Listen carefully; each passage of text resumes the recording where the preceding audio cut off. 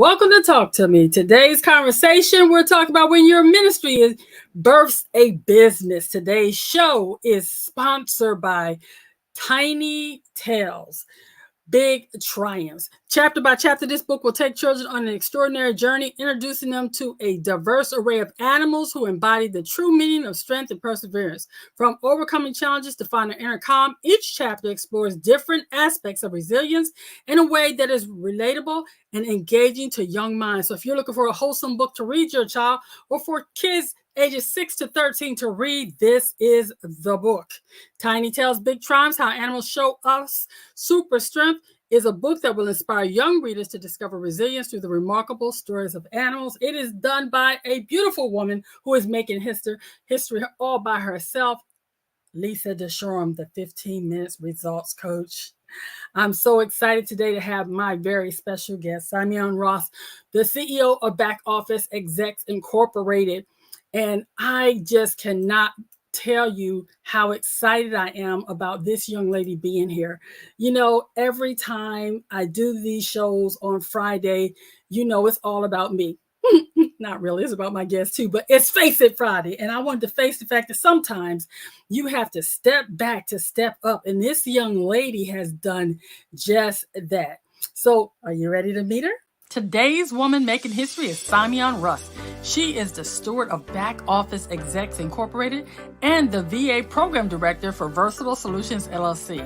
One of her destiny purposes is to encourage people to focus on their passion while ensuring their back office flows seamlessly using her core values of excellence, professionalism, integrity, and creative collaboration. She has cultivated a dedicated team with a strong service ethic, a commitment to excellence, adaptability, and exceptional interpersonal skills, which they demonstrate when serving their customers daily. With a master's degree focused in educational leadership and administration, using her extensive administrative background, she is dedicated to providing highly specialized administrative and marketing services to ministries and the business marketplace. This dynamic wife and mother of three is a woman making history worth watching as she continues to pursue her ministry that birthed a business. I don't know about you, but I'm ready to get her up here. Let me get her into the feed. Hi, Si-Meon. How are you today? I am wonderful. I'm wonderful, Brenda. Thank you for having me on. You know, I was so excited to bring you on because this past week we've been talking about in my lives and podcasts and everything about ministry and business. And so it was just so important for me to have you on because your ministry birthed a birthed a business. And I want to talk about the vision. What is your vision and how did you make it plain to get to where you are today? Start with, what were you doing before BEO came into existence? So before Back Office Execs came into existence, I was teaching and I was being in the administrative capacity for my ministry. And when you were doing that, was there any thought that Back Office Execs would come up, or how did you birth that, going from I am in ministry, I'm teaching, I'm doing all this stuff, and now I'm going to create a business? Literally, my spiritual parents, my leaders, apostles, literally gave me the vision in a 2-on-1 conversation that this is what God was ordaining for me to do. So, and you weren't resistant to it? You weren't saying, no, but I'm a teacher, I really don't want to do this? Because, you know, oftentimes as a PK growing up in the church myself, people will often put things on us and we're not comfortable with it. Were you fully comfortable with the vision as it was related to you? Now, initially, when I received it, I was like, yeah, I love administration. Mm-hmm. However, when you begin to expound upon the vision and the vastness, I was like, who, me? Never. I could never do something of that magnitude. But yes, I have definitely taken it on. When you first realized that your ministry was going to give you this vision for doing administration for businesses as well, did it just start with ministry, or did you go straight into doing stuff for other small businesses? So I initially started with our ministry. We have our apostles are over M3 Marketplace, which are for business owners in the ministry, and that's where I started. And then from there, I've now expanded to helping those outside of ministry.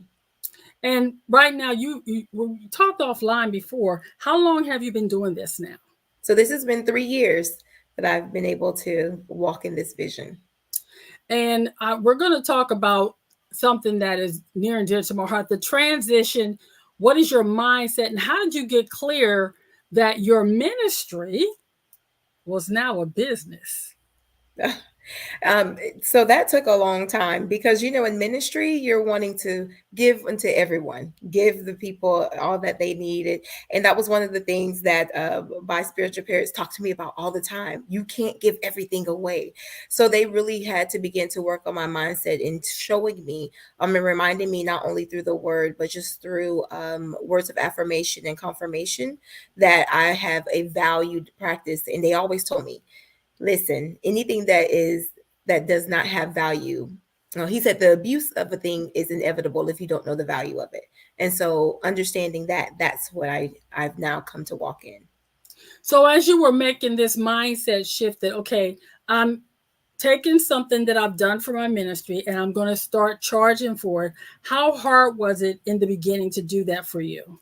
Oh, that was super hard because of the people that you love, the people that you know, and you know what they need. But then when startup, everyone doesn't have the funds for startup. So it was the hardest thing ever. To that point, as you began to charge for your services, because I understand you provide a service for offices to help their back offices flow, what part of that transition was it for you moving from a ministry mindset to a business mindset? So the transition, I would say, because initially I was just helping them to get their businesses registered so that they could be legal in the earth to practice and to do what they were called to do. But to transition into the back office space, literally there was an alarming thing that arose, and I realized that I had to be able to be back office because businesses were not operating at the efficiency. They were not remembering to complete their annual reports, and so therefore they were being fined and things of that nature. So I realized back office is where I really am called to be. Okay. I want to talk about, for you, the community. Who is your village? Because teamwork makes the dream work. Absolutely. My village is consistent of none other than the Godhead who leads and directs and guides me, my Father who provides, right? And then my spiritual parents, Apostles Doctors Ronald and Shanika Ackerson, and my team. Oh my gosh, my team is amazing. And I couldn't do it without them. And then my community is also the affiliate from Versatile Solutions, Crystal Gage. She really has been an integral part as to BOE beginning to expand. Now, I know you do have a team of ladies that work with you. How hard was it for you to create your team of people that help the back offices flow? So I have one young lady that started out with me, and Shelby and I started from the beginning. So she was the one to be able to say, "Oh, that doesn't make sense. Let's try this." Being able to work out the kinks and such, and then being able to understand that I needed help. So that was the biggest thing because sometimes we feel like we can do it all, but we don't understand that wears on us. So then being open to learning about new people, their abilities, their skills, and their talents, and then being able to fit them into the capacity in which I needed. And I didn't know I needed the assistance that I needed until we began to expand in services. Now, when you had this one young lady that started out with you from the beginning, I know you put additional team members on. Was it a challenge to find people that had your vision for your business since your base was ministry as a foundation? So actually, it was not a challenge because I did pray. I prayed for the Lord to weed out who was not a part. And when you share the vision and when people are able to literally expand upon it and they have the heart, to be able to serve in that capacity, it really was not that hard at all.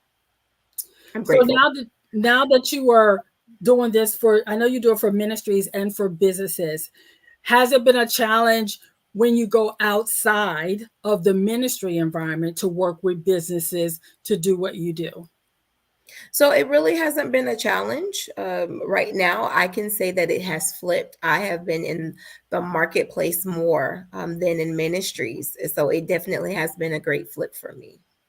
What would you say for someone that says, but I don't want to combine my faith with my business? Oh, so that's gonna be depending upon their walk, right? Their belief system, because I believe that any vision that is given to us is a provision comes with it from the Father, because it's His vision, it's our purpose into the earth realm.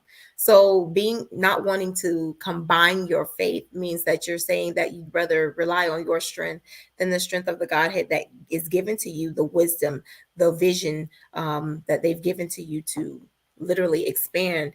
I feel as though you got to take some time and think about that. Okay. One of the things I want to discuss with you too is the lessons that you have learned and how important continuing learning is, because I really believe continuous learning is mandatory. It is. Now, one of the very first lessons that I learned was that you can't share your vision with blind people. Um, Wait, stop right there. I need you to back up for those in the back that did not hear that. Could you repeat that? You cannot share your vision with blind people. Sometimes we get frustrated because we're sharing this wonderful vision and they're not getting excited and they're not seeing what you're seeing. And so then you say that it's a fault or it's a fail and you don't pursue it because they're not in agreement with you. Well, if Mhm. they don't have the eyes to see, and especially spiritually, then why are you sharing expecting for them to celebrate when they have nothing to see? Right? And that was one of the lessons that I learned majorly. Another lesson that I learned was to not be hindered by my past, Mhm. past things that did not come through. I had to learn it wasn't the time and the season for it. So I Mhm. could not allow my past mistakes, past failures, anything of the past to hinder me from moving forward. And lastly, but not least, was being healed from a marketplace cancer. And that is bitterness, resentment, and unforgiveness from people and places and things that have caused marketplace hurt to your heart. They let you down. They didn't pay you. Things of that Mm. nature that happened in the past. Sometimes that will become, or that can become cancerous to you and your business now if you don't forgive and let go. That's good. I had never heard it put that way, but I really like that concept. What would you say is one thing you wish you had have known when you switched from this being strictly a ministry and then moved into a full-fledged business? One thing I would wish I would have known, I wish I would have known how to trust for real. I I didn't trust totally Mhm. because what I thought that I was doing or what I was about to get into, I thought that it was just going to be on a surface level scale. But Mhm. I did not trust that the vision was so huge that I would be able to literally walk in it. So my trust needed to be at a greater level and magnitude, and I probably would have not bumped my head so many times. So now we talk about the continuous education. What type of education as an entrepreneur do you feel like you needed that was not an education that you got necessarily in your ministry? Um, Well, I would say more so of like business tools, being able to operate efficiently in the business parameter. Mhm. However, when we started M3, then that's when I was getting even the more Mhm. business tools, but I realized that I have the best teacher in the world. So Holy Spirit was teaching me things that I did not know at all. And literally, as he was teaching me, I was able to read and be like, "Oh my gosh, I'm learning things that Mhm. I had never learned before." But I was able to grow as I read and learned. So as you were learning, do you have systems in place now to continue to keep you and your staff educated on the things of business so that you can better support your client? Because I heard you say something. I'm going to put this in here. Some people might get pissed about this, but I heard you say the Holy Spirit is teaching you. And I understand the Holy Spirit being a woman of faith. But there are some fundamentals in business and things that when and I see this with people with ministry where they go, well, God's going to tell me, and they're making missteps because they're not doing their due diligence to learn the things that are foundational to business, like business plans, business model canvas, calls to action, sales, marketing, retail, things like that. What say you about that? So listen, yes, Holy Spirit does reveal and he teaches, but he also guides. And the guidance is to the books, to the persons that have that fundamental or those foundational understandings that they will teach you. So my team and I, we go through teachings all week, all month. We do score mentoring. We're going to workshops. We are doing things online to get trainings that literally are continuing to grow us, not only in skill, but aptitude to be able to operate. I stay in trainings. I do at least 2 a week so that I can be able to not only teach and train my team, but then I have to be able to teach, train, and trust them to operate without me being over them. So that means that I have to provide those tools to them. And so from there, it's called my war room. On Mondays, we have war rooms, and that's where we are literally there going over what's to come for the week, any new additional skills that they need to learn. And then we talk about what it is that they need to know. So I ask them, how do they need to grow? And from there, we create their learning plan as well. So for customers that come to you for their back office management, if they have programs that your staff currently does not learn, are you willing to learn those programs so that you can support them in what they do? Because nowadays, with all the customized programs and the AI and things changing on a regular basis, how would that affect how you would support clients? Oh, absolutely. It's necessary, especially our clients that are working with federal grants. They have systems that we have never worked with when it comes to inputting, making sure that their deliverables are there on time. And so what we do is as we are coming through and coming on onboarding, our clients actually train us on those systems. But then from there, I do system overrides in the sense of just overriding and training in those areas so that we will be able to operate efficiently. That's good. That's good to know. So what I want to switch into now is advice. I wonder what can you share so we can add value for those people that are listening. Tell us about how people can prepare to have good back office flow. So having good back office flow initially by yourselves, I love acronyms. I'm acronyms queen. So you need to be able to see SEE. You need to be able to first select those things, what you need to be done. So you have those written out as a selected list. And then you evaluate which needs to be the priority. And then from there, you execute. And then once you execute, then you'll be able to see the manifestation of those things that you have first started as a list. Now they are manifesting as a product or service or whatever it is that you are looking to implement. Now, I'm an acronym person too, so I love that. See, I'm gonna give you credit the first time, but I'm gonna be using that one because I love that. You say select, evaluate, and execute, girl, and I can see that. Yeah, I like that. So, Lisa, did you hear that? That's my partner. She usually listening and making sure I'm doing the right thing. But that was good. I like that. Okay, so those are the 3 things you can do, and how can your team support someone in their back office flow being seamless?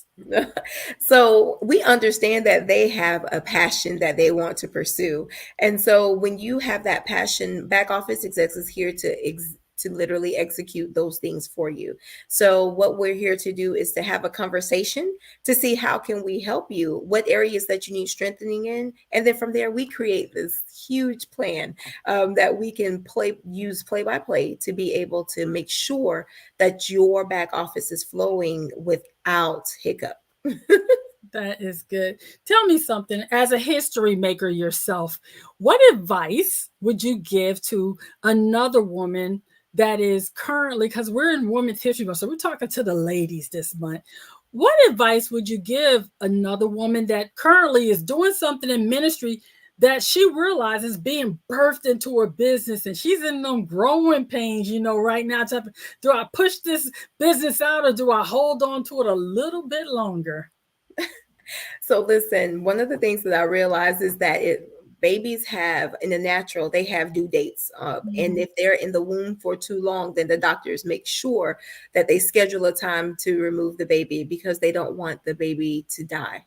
And that's one of the things that many times that we toggle back and forth with the visions and things that are within us about whether it's time to birth it or not. Well, when you are in a ministry, of course, your head, your covering will be ones to give wisdom and advice, and the Godhead definitely will tell you. But I'm going to tell you, something that stays in you too long will never come to fruition.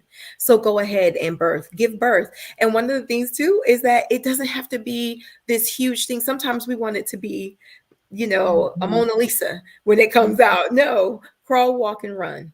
Crawl, walk, and run. I like that. I want to make sure that people know how to get in touch with you too. And I'm going to put this up now. We'll put it up again. But Back Office Execs can be reached at BOEXECSINC.com. That's Back Office Execs Incorporated. Make sure you got there to book an appointment to see what Si-Meon and her crew can do for you guys, because it is important that you have a back office at work. Because so many of us that wants to, like, I love doing the podcast and doing stuff, but I don't like that back office stuff. Never have, never will. And there's a lot of people out there that truly are not prepared to handle their day-to-day business. They just want to do their business. It's time now for one of my favorite parts of the show. It's called the hot seat. Let's get to know you. We want you to be your authentic self. Are you ready to play? I'm ready to play. Okay, here we go. What new tool or app do you think needs to be invented? I believe it's a tool that I thought of. It's called iEngage. And that's where you can put in all of the priorities that you have. And it will literally prioritize that for you, and even connect community partners or small businesses that will be able to help those things literally be executed on your behalf. Oh, I like that. Well, we're going to be looking for you to create that app, and I hope nobody steals that for you get it done. Okay, here we go. What is something you have recently discovered that you are excited about? I have recently discovered that I love doing, like, oh my gosh, graphics. I love graphics, and I like doing flyers, but now this new technology that's coming out, I'm excited about this. Are you using any AI while you're doing it? I am learning to use AI. Okay, all right. Yeah, I love AI. Okay, what would you do differently if nobody would judge you? Ooh. I would probably wear my hair in blonde. I would go straight blonde. Straight blonde. I was blonde once, and I did not have more fun, but we'll see. Okay, what is a fun experience that you've had recently? Oh, a fun experience. Oh my goodness. With my daughter, my 2-year-old. We have an 18-year gap. So she is definitely taking me on seesaws and plane rides and all of these things in our imagination. So okay, so that's cool. Okay, what are people usually surprised to find out about you? They're usually surprised to find out that I love to write prophetic worship songs. Okay, that's nice. That's nice. Okay. What is a goal you plan to accomplish this year? This year, I plan to accomplish at least having 5 to 10 new clients in 5 to 10 different states. So I want new clients in 5 to 10 different states. That's my goal this year. Okay. What is a favorite quote that you have? So my favorite quote has now become, you cannot go to the store to buy a can of time. Time means that you are taking innovative moments to evolve. Okay. Is that one you created for yourself? I created for myself. Look, again, my friend Lisa is all about people creating their own quotes. She even did a journal about that. If you have a chance, you should go to Amazon and pick up Quote Yourself. Where is this book? Look, I have it in here somewhere. One of these ideal journal. She's done so many. I don't even have it right here because I wrote in it. But she makes these amazing journals that allow us to celebrate ourselves, quote ourselves. Those that are friends of the show, y'all know Lisa DeShorm is writing in her sleep. But I will send you the link to that after the show. Thank you. I've been excited about having you here because one of the things that we talked about was the importance of infusing your faith into everything you do.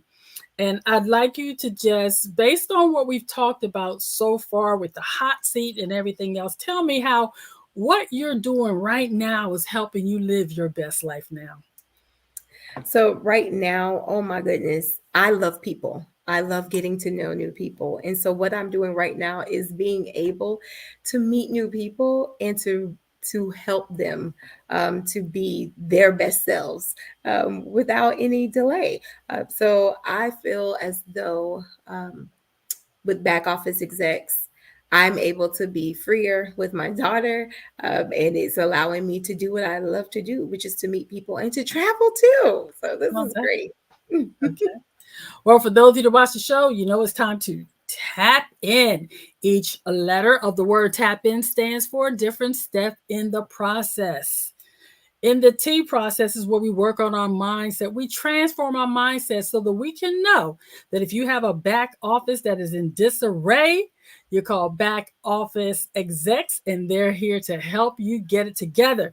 The A is all about announcement and accountability. You need to tell somebody, help, I need you, and get the accountability that Si-Meon and her crew will give you so that your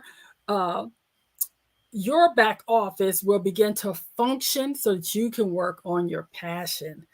And then P, you're going to prepare. You prepare by doing what she said. You select what needs to be done. You evaluate what needs to be done, and then you execute it by making that phone call, getting on her website, booking an appointment so that you can find out exactly what you can see that she can see needs to be done.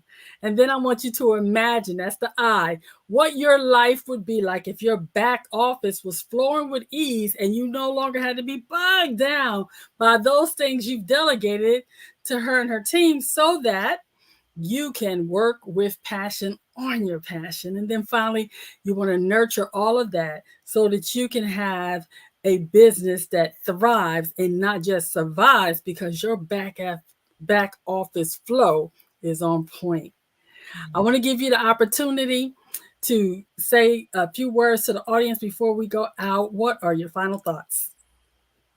So let me tell you, I know that your business is called to thrive and to excel. And so anything that has been an issue in your back office, let us help you so that you can stay focused and forward moving and let back office have your back in the office. Si-Meon, thank you for being a part of this show. It has been my pleasure to have you here. And for those of you out there that are wondering, can faith and business mix? She is proof that it can. Remember, the choices you make today will be the reality you live tomorrow. So choose wisely and choose to check out Back Office Execs. Be blessed, everyone. Now my video's not playing. That's why I love live show.